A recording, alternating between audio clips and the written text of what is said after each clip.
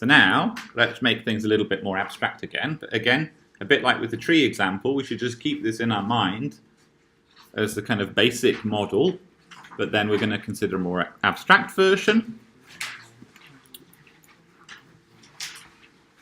So let's consider some definitions of Markov chains. So we're going to let script x be some countable set. Okay. And then on that we're going to have some initial distribution. So we're going to set lambda be a positive vector whose components sum to 1. In other words, we're putting a probability on each state x. Okay, lambda x is going to be the probability that you start at state x. All right? So in the snakes and ladders example, all the probability you start at 1, so all that probability is focused on square number 1. Okay? But we could choose a random starting position, for example. It doesn't have to be that we start at 1. We could start anywhere we like with some probability. Okay? Next, a transition matrix is a matrix P x, y, that is positive and that all the rows sum to 1. Okay? So P of x, y is going to be the probability that I'm in state x and the next state I go to is y. All right? Okay? Now, so that's all the kind of parameters of a Markov chain. That defines all the parameters that we need to know about. Okay? So we have an initial starting place and then a way of moving from one state to the next. All right. Now the definition of a Markov chain is we say a sequence of random variables xt is a discrete time Markov chain with initial distribution lambda and transition matrix P if for a sequence of states x0, x1 up to xt plus 1 lambda oh, and a slight typo there, that should be lambda. Ooh, it should be lambda x0. So I do make typos, so that's lambda x0. All right. So the probability we start in 0 is given by lambda x0. Okay. And then, given I was in x0, x1 up to xt, what's the probability that I end up at xt plus 1? Well, it's just the probability I go from xt to xt plus 1, ignoring all of this past information. All right? And that is given by the entry, the xt plus 1 entry of this matrix P. All right? And you can notice from this, I can construct all the marginal distributions and everything that I like with respect to this Markov, this process X. Okay, so it's enough to completely classify the whole distribution of this random vector. Okay? All right. So this condition here, as we say, is called the Markov property. So in particular, this equality here. All right? That when I'm at some state x, and I'm going to go end up at state xt plus 1, I can forget all of the stuff from the past. It's called the Markov property. Yeah, it states that the past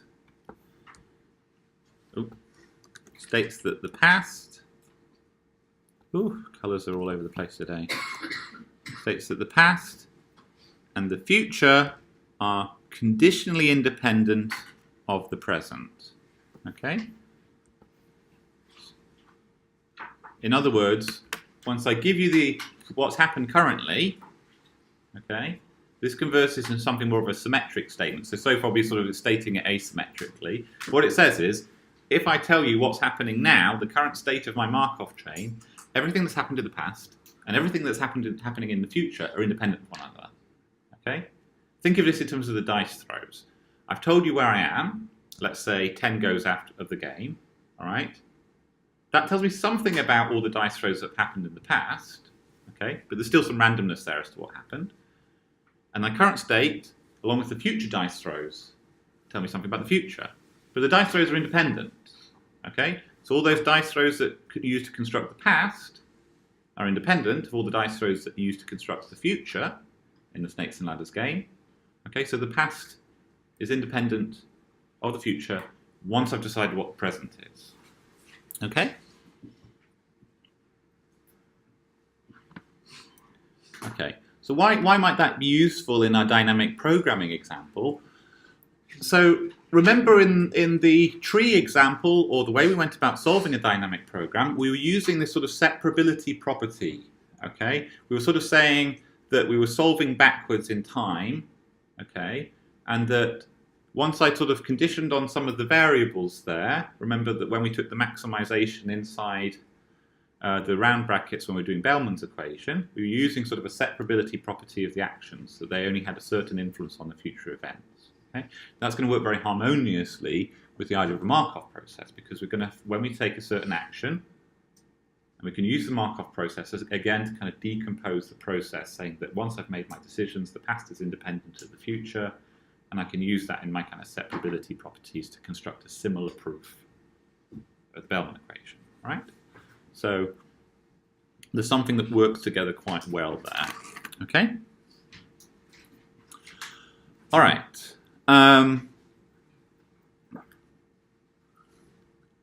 All right, so there's a bit more discussion. I think I've basically said everything that's there, so we'll keep on going. You can read that yourself. Another point to make,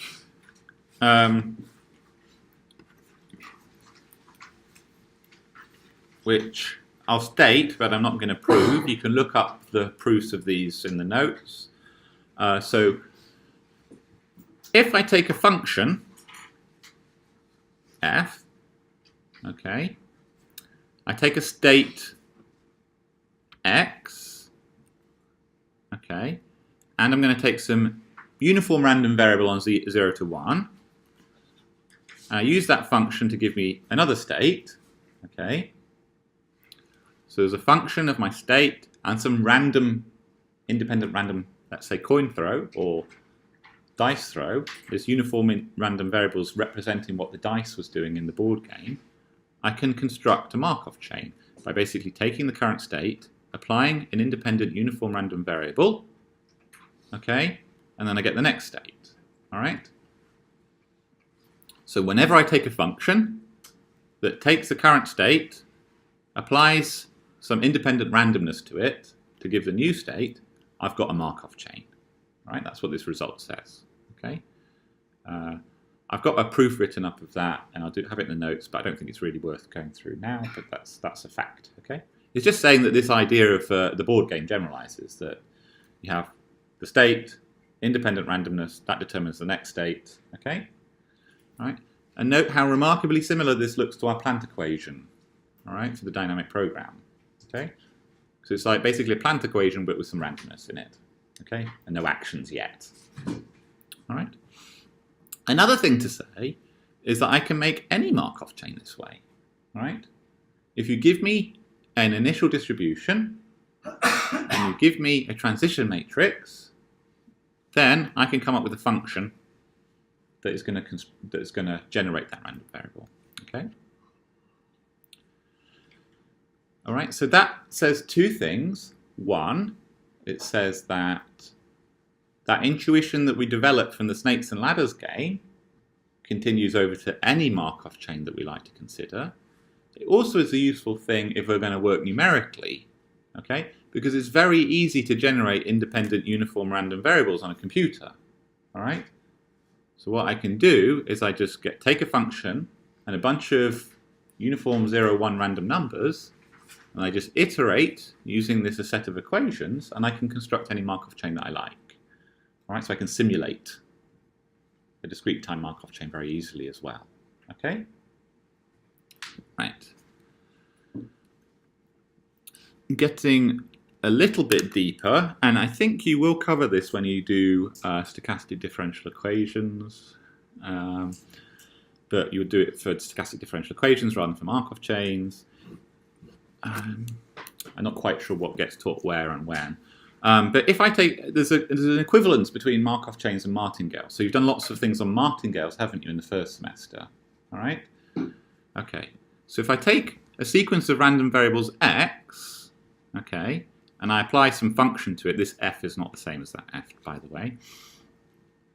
If f of x of t minus f of x minus some matrix applied to this function. Okay, if that's always a martingale, yeah, then x is a Markov chain.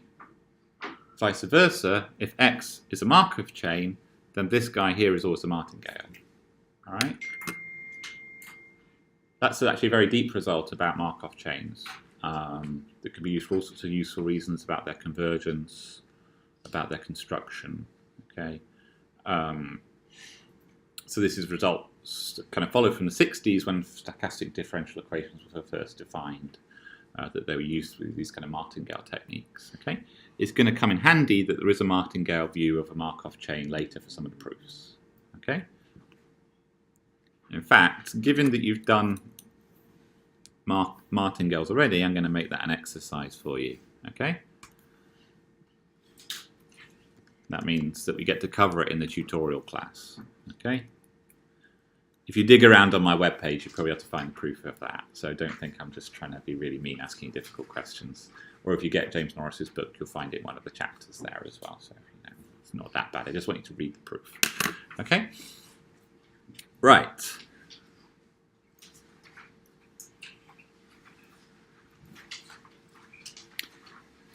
So now,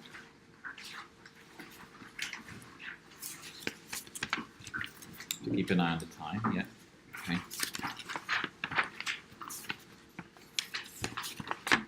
So now let's get to the point where we haven't been writing a lot down so far. Now we're going to get to the point where we're actually proving some things. Okay. So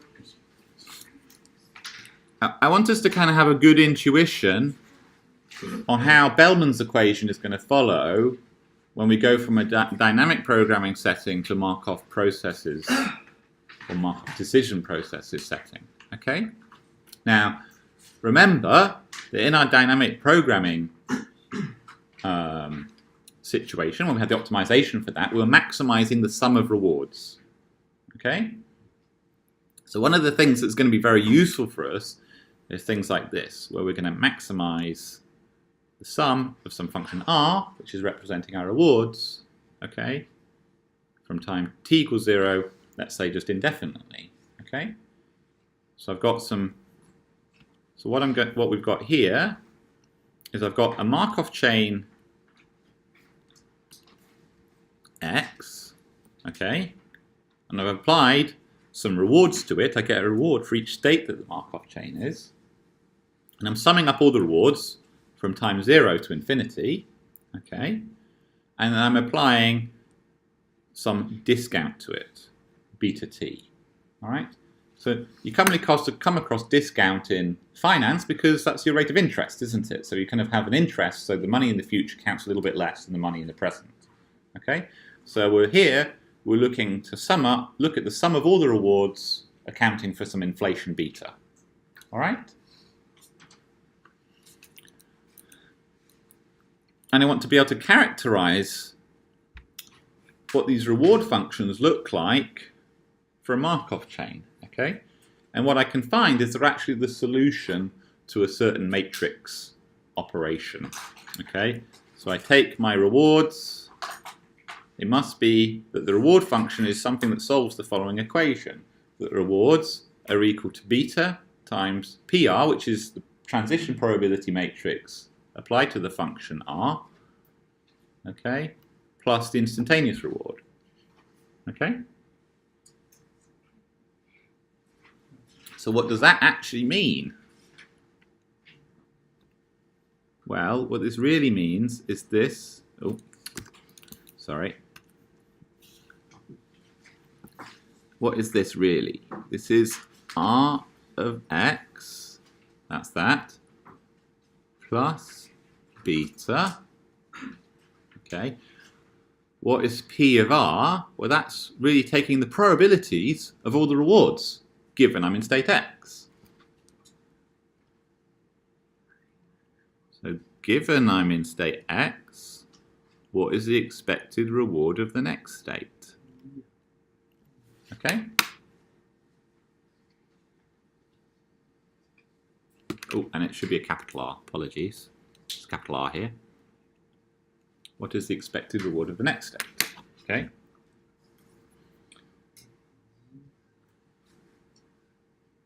So what does that remind you of?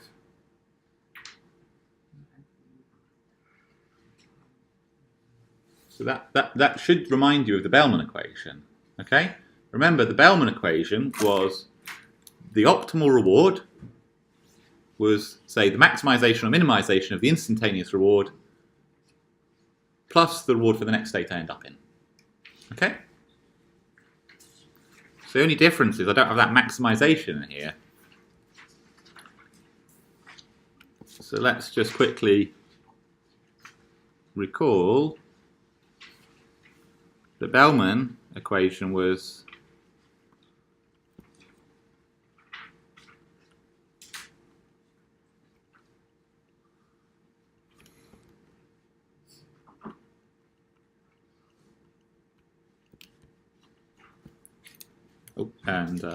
apologies, that should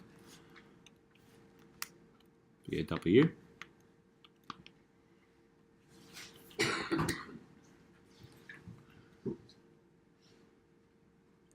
So it's actually a very similar type of expression. Okay. So when we were considering dynamic programming,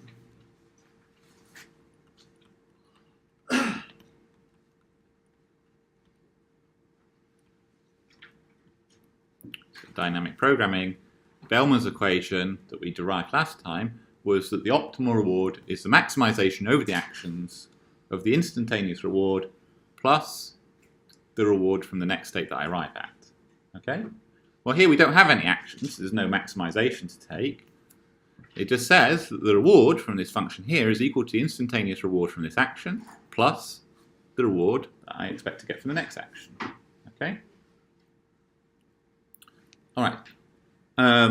Again, this is a deeper theory of Markov chains and all the rest of it. There's lots of connections here with potential theory, heat dissipation, electrical circuits, voltages, and all the rest of it. Okay, so it plays into a whole bunch of areas. But here we're going to be using it mostly for this dynamic programming Markov decision processes setting. Okay? Right. Right, so let's answer this question. And it's really simple, the proof. So we're going to show that if we've got a Markov chain and this reward function, it must solve this equation. Okay? So, well, R of x, we know, is given by this sum. Okay? So let's just take out the first term of the sum. Okay? The first term is little r of x.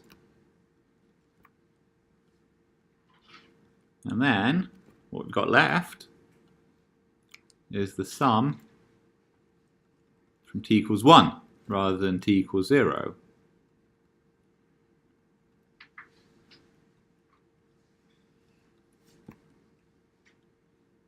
Okay?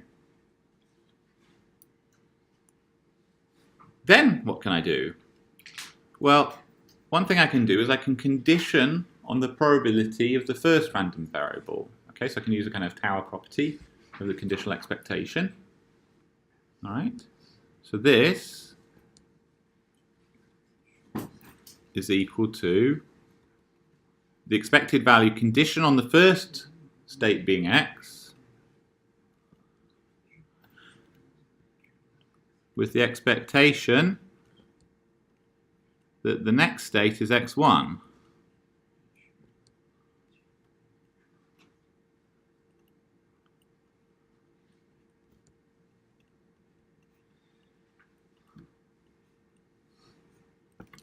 Okay?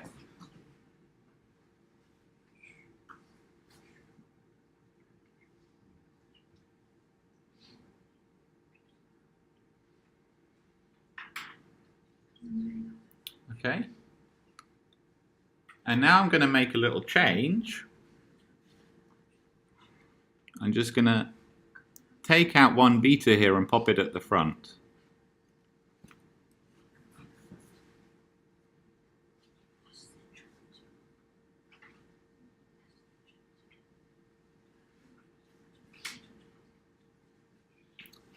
So now, maybe one of you can help me and say, well, what is this? So who thinks they know what that purple term is? Yeah? Yeah, so this is conditional. Here we've got R of x is, given my first state is x, okay, what is the sum of all these rewards? Okay, this is conditional on my state is x1, what is the sum of all the rewards? Okay, so this guy here is just R of x1. Okay, what I'm really using there is the Markov property. Okay, that all that mattered is my current state x1. It didn't matter how I got there. It doesn't matter that I started at little x and went to x1. It just matters that I'm at x1, and that just completely determines the rest of the function. Okay.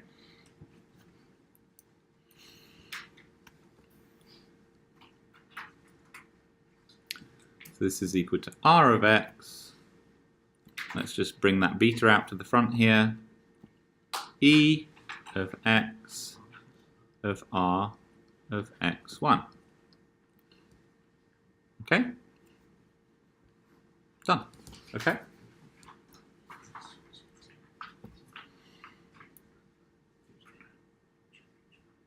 So if I'm looking into kind of sums of rewards, then I'm really looking for something that satisfies this kind of expression.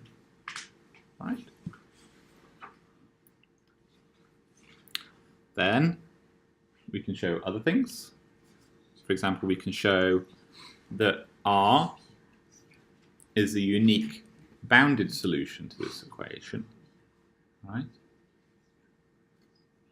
So just to say why I'm doing some of this, it all seems a bit abstract at this point, but actually all of these components are going to come together to give us an algorithm for solving the kind of Markov decision processes.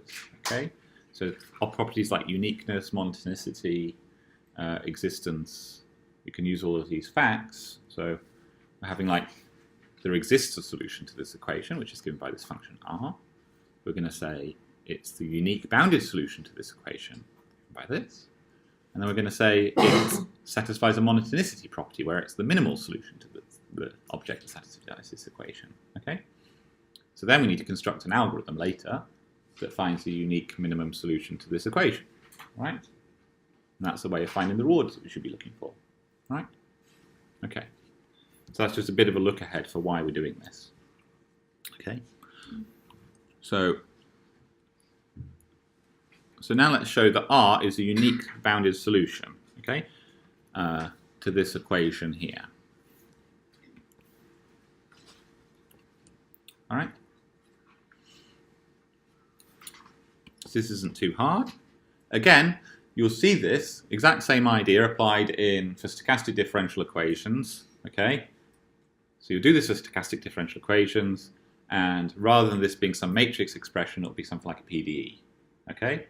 So it's much easier doing it for Markov chains than it is doing it for PDEs and diffusions, okay? So you can be thankful that we're doing it this way first, and then you get to see more complicated versions later in someone else's course, okay? So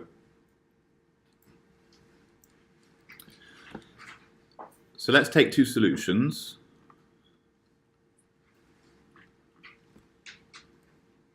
R and R hat. Okay, so two solutions to this equation. I can minus the two solutions off each other. So Rx, well, let me just get rid of the x. Then R minus R hat is equal to beta the P R x. Oh, let me do this a bit better. Sorry. Better way to write this. Sorry. Beta P of R minus R hat. Okay. That's another way of writing this. Apologies. Okay. And now let's take a norm on either side. We'll work with the infinity norm. So the maximum component, so this is a vector, components given by x. And we'll look at the biggest difference. Okay.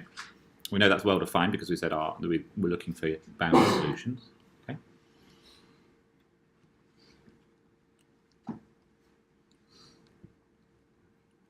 Okay. This is the sum of this matrix applied to this vector. Okay. And I'm looking at the modulus of a matrix applied to a vector. Right. So I can then apply triangle inequality to each of the terms. Okay.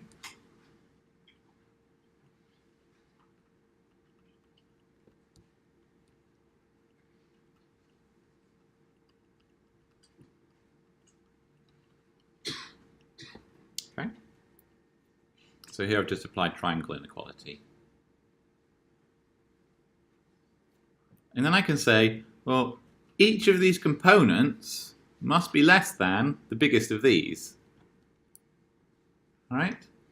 So this is the maximum difference between r and r hat, and this is just one difference between r and r hat. So each of these is less than the maximum difference. Okay?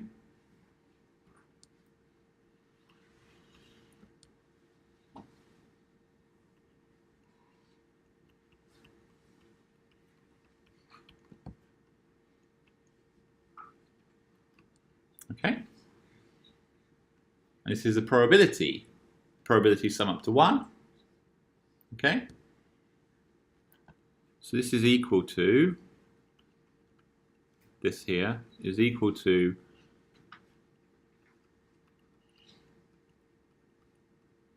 okay? Now, can anyone see a problem with this inequality, that that is less than that? What did I assume about beta? It's not equal to 0 and it's less than 1. Okay? So if these were different from one another, that would be a positive number. Okay? It'd be like 5. And this is basically saying like 4 is less than 5, because it's saying times that number by something smaller, it's less than itself. So we have a contradiction.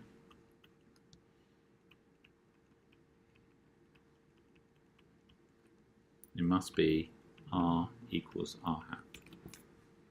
Okay?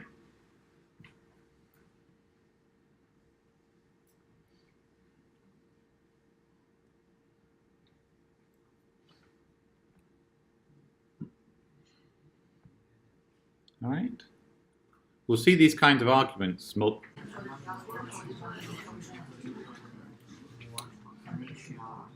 Okay, so let's finish this last example, and then we'll move on to the next section on Markov decision processes. Okay.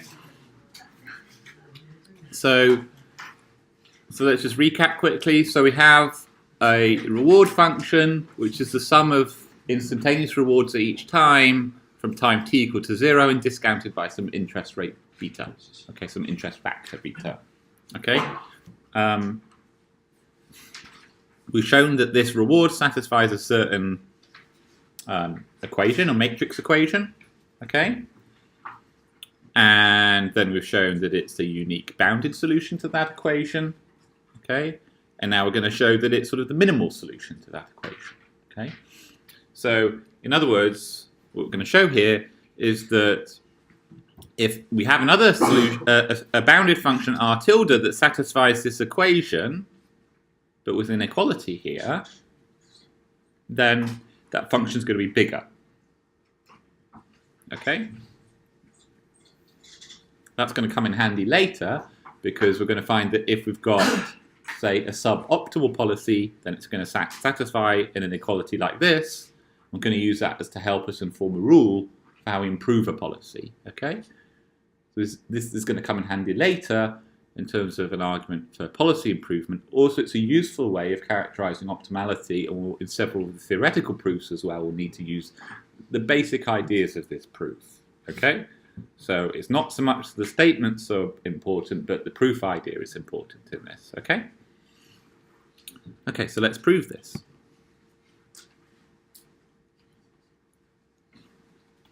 So we'll end up using this kind of idea several times. Okay? So here we're going to show that if this is true, then it's less than the reward function that I wrote up above here. Okay? All right. So by assumption,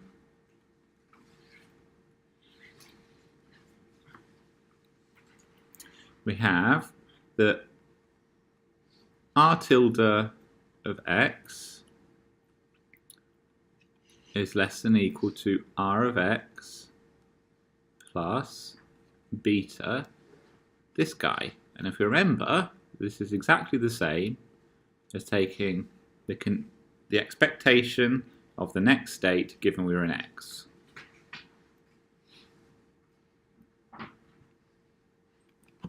Okay, just as before.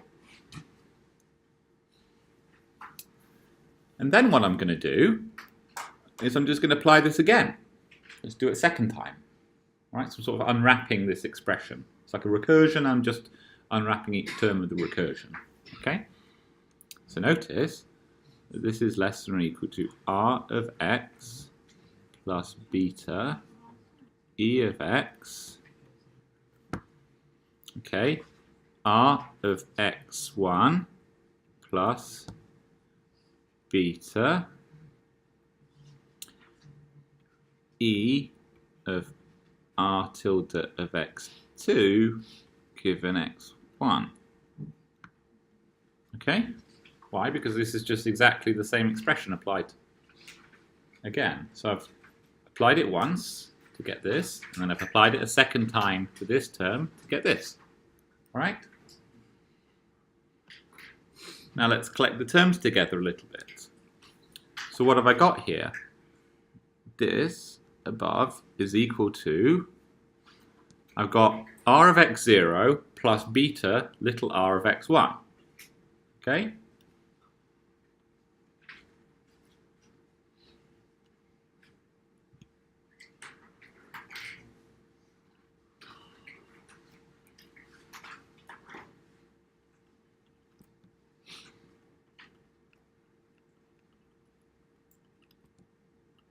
That's these first two terms. Okay? Then, so this is just that. Okay? And then let's collect this guy together.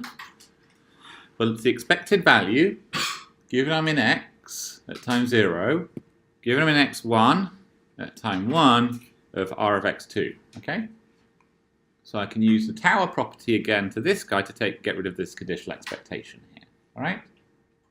So you know from your Martingale's course and conditional expectation that when I've got a conditional expectation inside an expectation, it just sort of vanishes, the middle one. Okay? So this is equal to beta squared e of r of tilde of x2 given x.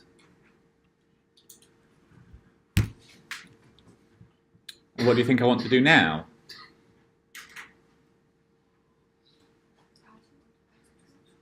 Sorry? Yeah, continue to do it to R2. And what do you think is going to happen? So I went from having one term at the front to having two terms at the front. So now I have three terms, and the next term would be beta squared r of x2. Yeah, exactly. Okay? And then I'd end up with beta cubed e to the x r tilde x3 here. Okay? Right, you can check that yourself at home, but that's a good guess and it's correct. Okay? Yeah? Or you probably worked out yourself, I don't know. But yeah, great. Perfect. Okay? So if I keep on doing this, what I'm going to end up with after, let's say, t substitutions is I'm going to end up with sum of t equals 0 to capital T of beta to the t r of x of t plus beta t capital T plus 1 e of x r tilde x of t plus 1. Okay?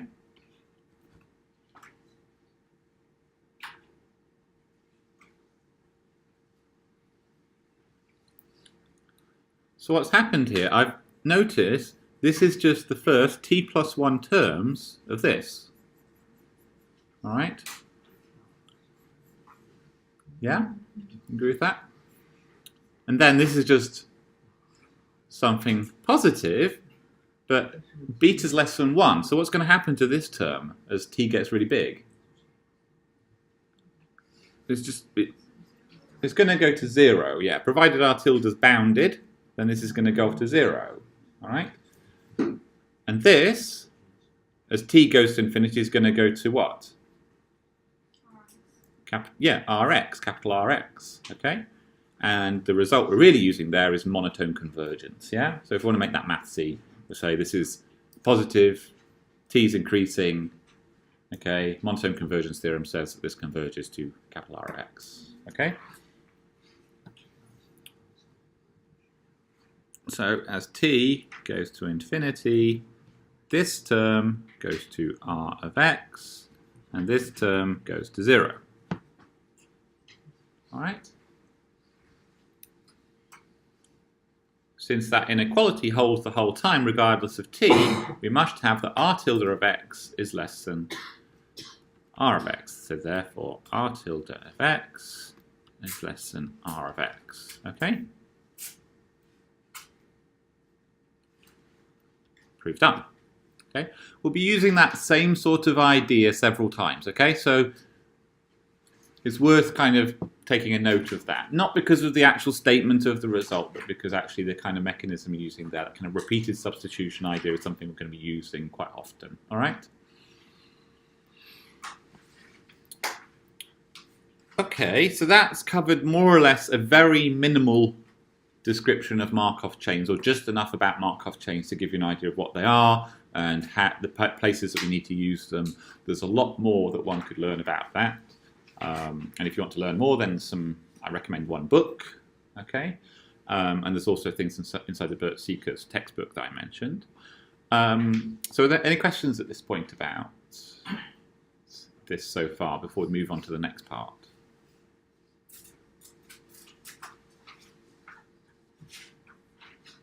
Okay.